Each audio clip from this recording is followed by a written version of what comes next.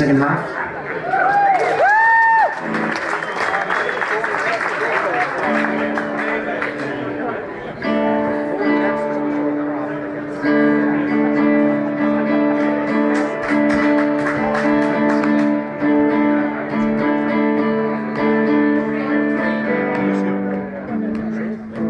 His mother always let him stay up late on Fridays. They would lie in her room together watching TV. Sometimes she fell asleep before he did. And he'd be watching a talk show.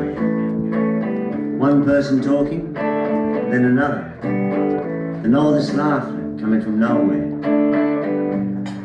Next thing he knew, she would be shaking him gently. Wake up, little one. Wake up. So he'd get up, dress himself, put his shoes on, and leave the house without breakfast. Breakfast always came later, in other people's houses. Other people's houses. Other people's houses. Other people's houses. Other people's houses. They had to catch 2 buses to reach their destination. And the trip seemed to take forever, unless he fell asleep along the way. When they got off at their stop, they were in a bigger, brighter neighborhood. The houses were a long way back from the street. And some of them were hidden from view by big hedges. His mother guided him through this country. She knew exactly where to go.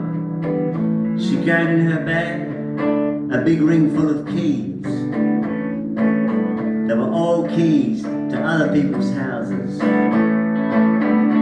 Other people's houses. Other people's houses. Other people's houses. Other people's houses. She would turn one of the keys in the lock. Some of these doors needed 2 keys. And presto, they were in. The houses had so many things in them, and still so much space. And carpet that went on forever. He liked to rub his feet quickly on the thick pile and touch a doorknob with one finger and give himself a small electric shock. In the first house, they always went straight to the refrigerator. There were things in there he couldn't imagine anyone ever eating. Strange looking pastes in jars and horrible concoctions in plastic. His mother would fix him up with a jam sandwich and a glass of full cream milk. And then she'd set to work, cleaning other people's houses. Other people's houses. Other people's houses. Other people's houses. Other people's houses. So they would go all Saturday long, from one house to another. His mother mopping, vacuuming, scrubbing, cleaning, washing the dishes, leaving him to his own devices. Sometimes if no one was home, she would play music on the stereo. There was one record she always put on and sang along to. There were 2 men and 2 women on the cover. They all looked sort of blonde, except one of the women had dark hair.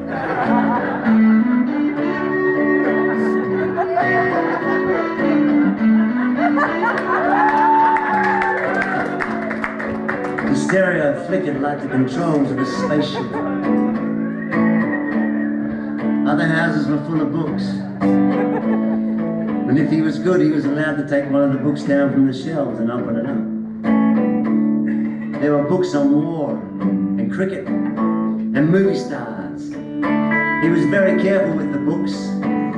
He was very careful with everything in other people's houses. Other people's houses. Other people's houses. Other people's houses. Other people's houses. Some of the houses had other children in them.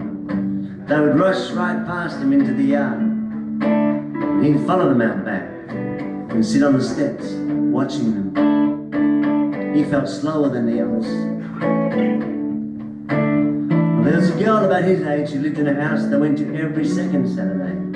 Her name was Stephanie. She used to take him everywhere with her, everywhere she went, all around the house, even into her room.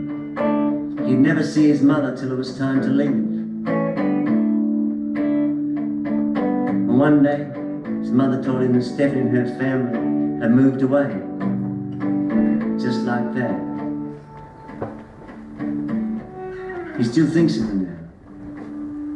45 years later. Moving. Laughing. Sitting down to dinner. Making conversation. Making love in other people's houses.